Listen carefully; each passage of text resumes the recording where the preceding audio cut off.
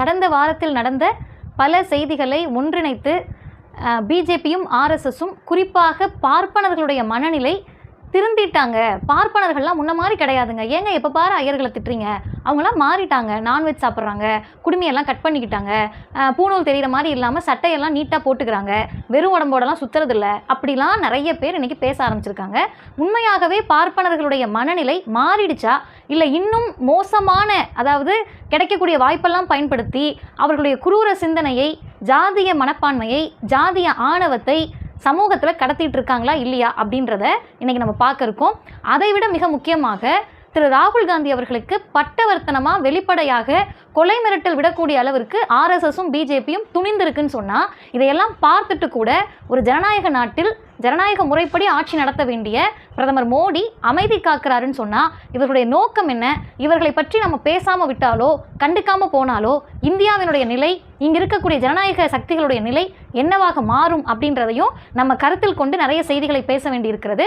இந்த 2 செய்திகளை பற்றி தான் இன்றைக்கி வீடியோவில் பார்க்க இருக்கோம். அனைவருக்கும் வணக்கம். நான் பேசுனது என்ன செய்தியை பற்றின்றது உங்களுக்கு தெரியும்னு நினைக்கிறேன்.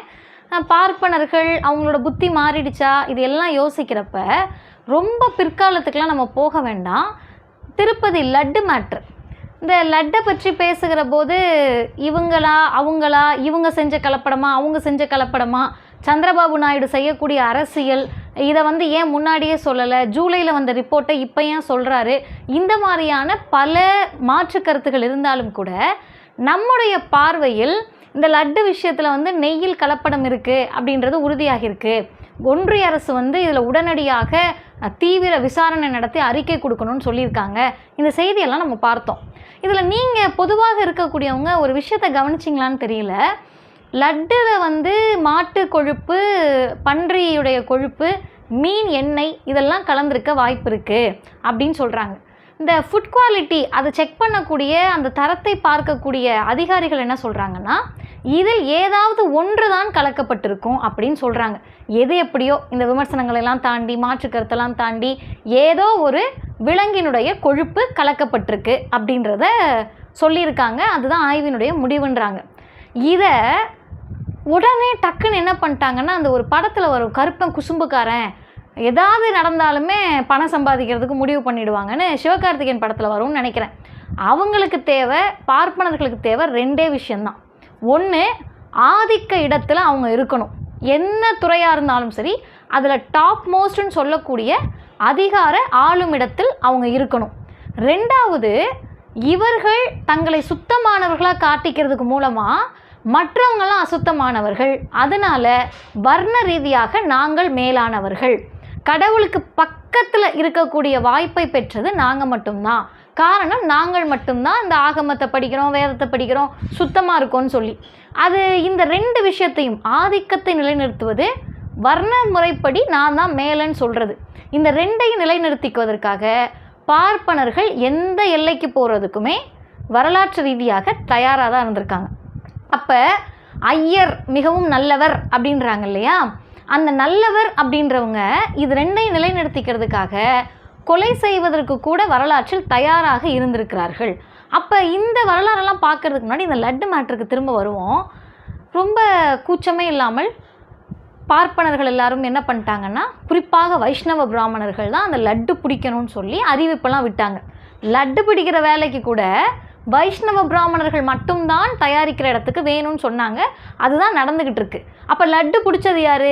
வைஷ்ணவ பிராமணர்கள். நெய்யை கலக்குனது யார்? வைஷ்ணவ பிராமணர்கள். இப்போ அதில் கலப்படம் இருக்குதுன்னு சொன்ன உடனே ஐயோ கலப்படம் ஆயிடுச்சே யாருன்னு கண்டுபிடின்னு கத்துறது யார்? வைஷ்ணவ பிராமணர்கள். சரி, முடிஞ்சிருச்சு. சரி, இதெல்லாம் என்னங்க பண்ணுறது அப்படின்னு கேட்ட உடனே அல்டிமேட்டாக ஒரு ஐடியா கொடுக்குறாங்க. யாகம் பண்ணினோம்னா தோஷம் கழிஞ்சிடும் அப்படின்றாங்க. ஓ, தோஷம் கழிஞ்சிடுமா?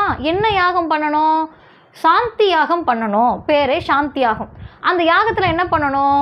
மாட்டோட யூரின், கோமியம், அந்த ஹோமியத்தை கூட்டிகிட்டு எடுத்துகிட்டு காலைல 6 மணிக்கு தொடங்கி 10 மணி வரைக்கும் லட்டு பிடிச்ச இடம், விற்பனை பண்ண இடம், அந்த இடம் இந்த இடம் எல்லாத்துலேயும் தெளித்து இவங்களெல்லாம் அவாளெல்லாம் சேர்ந்து ஒரு பூஜை பண்ணாங்கன்னா இந்த தோஷம் கழிஞ்சிடும், இந்த பாவத்தை போக்கிடலாம், தீட்டை கழிச்சிடலான்றாங்க. நிறைய பேர் ஐயோ பரவாயில்ல உண்மையாகவே கழிஞ்சிரும்னு நினச்சா கூட கொஞ்சம் பகுத்தறிவோடு யோசிங்க. நீ எதுக்கு யாகம் பண்ணுற? மாட்டு கொழுப்பு கலந்துட்டாங்க. மாட்டு கொழுப்பு தோஷம்னா மாட்டு மூத்திரம் தோஷம் இல்லையா? மாட்டு கொழுப்பு தீட்டுன்னா மாட்டு மூத்திரம் தீட்டு இல்லையா? அப்போ என்ன அர்த்தம்? இது 2 அர்த்தம். ஒன்று, மனு தர்மத்தின்படி பார்ப்பனர்கள் தவறு செய்தால், குற்றம் இழைத்தால் அவங்களுக்கு என்னையா தண்டனைன்னு கேட்டோம்னா அத்தியாயம் 8 சொல்கிறாங்க, சிகை சேதம். சிகைனா உங்களுக்கு என்னன்னு தெரியும், சிகைக்காய் சொல்கிறோம்ல, முடி. அதை நான் வேறு மொழியில் கூட சொல்லலாம். அதை மழிச்சிட்டா போதும், அதை எடுத்துட்டா போதும், அவாதோஷம் நீங்கிடும். பார்ப்பனர் அல்லாத நம்ம சூத்திரவா, அங்கிட்டு இருக்கவங்க இங்கே இருக்கவங்க இவங்கெல்லாம் அவங்களோட உயிரே எடுத்துடணும். அப்போ அவங்களுக்கு சிகை சேதம், நமக்கு சிரசேதம்னு சொன்னால் இதுதான் மனு தர்மத்தினுடையது. அப்போ உள்ள இருந்த வைஷ்ணவ பிராமணர்களும் இந்த கலப்படத்தில் ஒருவேளை கூட இருந்து துணையாக இருந்திருந்தா கூட தோஷத்தை கழிச்சா போதும், அவங்க தீட்டை கழிச்ச மாதிரி ஆகிடும். இப்போ இன்னொன்று யோசிங்க, சாமானிய மக்களினுடைய ஒரு உணவு எல்லாருமே இன்றைக்கி மாட்டுக்கறி சாப்பிட்றாங்க, அவங்கெல்லாம் கிடையாது. உண்மையாகவே அறிவியலின்படி புரோட்டீன்னு சொல்லக்கூடிய புரதச்சத்து வேணும்னு நினைக்கிற வெளிநாட்டுக்காரவங்களுடைய அத்தியாவசிய உணவு அது. சரி, உனக்கு பிடிக்கலை, நீ அதை கேவலமாக பார்க்குற, இழிவாக பார்க்குறன்றது உன்னுடைய மனநிலை, நீ அப்போ இருந்தே அப்படி தானே விட்டுடலாம்.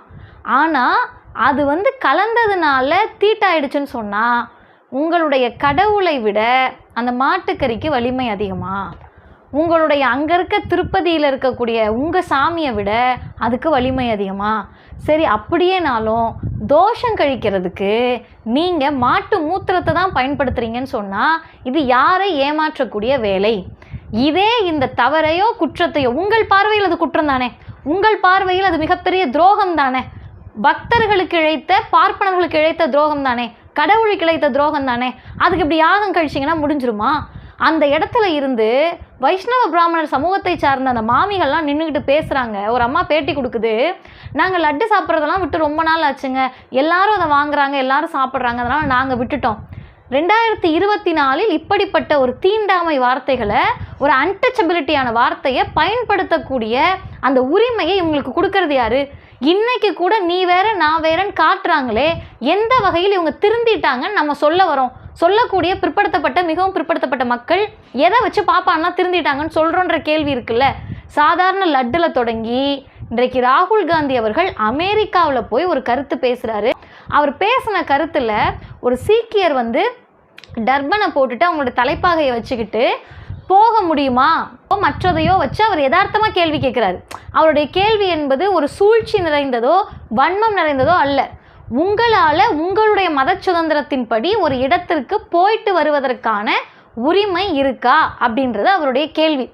இந்த கேள்வியை பொறுத்துக்க முடியாமல் வரிசை கட்டிக்கிட்டு பிஜேபி ஆர்எஸ்எஸும் என்ன சொல்கிறாங்கன்னா, ராகுல் காந்தியோட நாக்கு அறுத்துருவோம் வெளிப்படையாக போடுறாங்க, ட்வீட் பண்ணுறாங்க. நீ இந்திரா காந்திக்கு ஏற்பட்ட நிலை தான் உனக்கு ஏற்படும். அப்போ என்ன சொல்ல வராங்க இவங்க? கொலை மிரட்டல் தானே இது அப்பட்டமானது. இவங்க சரி நீங்கள் சொல்கிறக்குரிய அளவில் பார்ப்பனர்கள் திருந்திட்டாங்கன்னா ட்வீட் போட்ட பாதி பேர்த்து அவங்களும் இருக்காங்க. லட்டு மேட்ருக்கும் அவங்க தான் ட்வீட் போடுறாங்க. கிருஷ்ணா ஐயர்னு ஒருத்தர், நான் கூட அதை என்னோடய எக்ஸ் தளத்தில் திரும்ப போட்டிருந்தேன். என்ன சொல்கிறாருன்னா, ஹிந்துக்கள்லாம் என்ன ஆயிட்டீங்க, நீங்களாம் என்னங்க செய்கிறீங்க, இதே லட்டு விஷயம் வட இந்தியாவில் நடந்திருந்தால் எவ்வளோ பெரிய கலவரமாக இருக்கும் தெரியுமா, நீங்களெல்லாம் ஏன் இப்படி பரிதாபமாக இருக்கீங்கன்னு கேட்டிருக்காரு. நம்ம என்ன கேட்குறோம்? இந்துக்களுக்கு தானே பிரச்சனை, இந்து சாப்பிட்ட லட்டில் தானே பிரச்சனை, இந்து கடவுளுக்கு தானே பிரச்சனை, நீ இந்து தானே, நீ வீதிக்கு போராடு.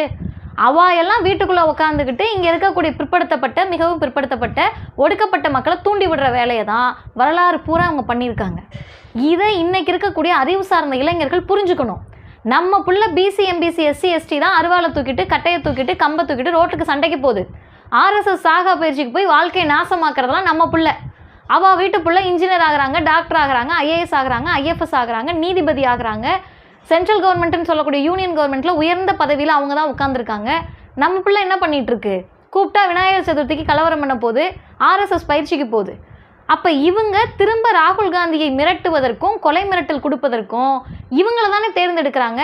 சாகா பயிற்சியில் வந்த இந்த பிசி எம்பிசி எஸ்சி எஸ்டி தானே கையில் எடுக்கிறாங்க.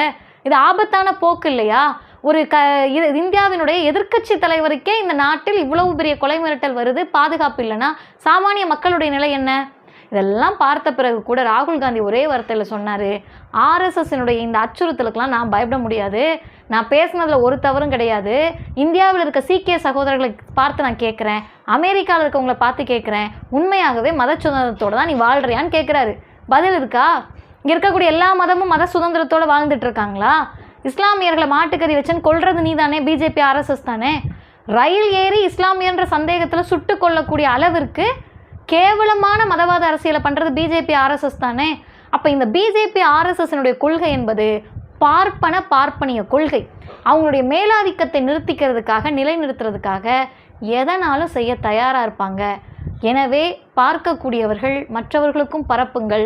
இன்னும் நாம் போக வேண்டிய, அடைய வேண்டிய கல்வி, வேலைவாய்ப்பு இலக்கு நிறைய இருக்குது.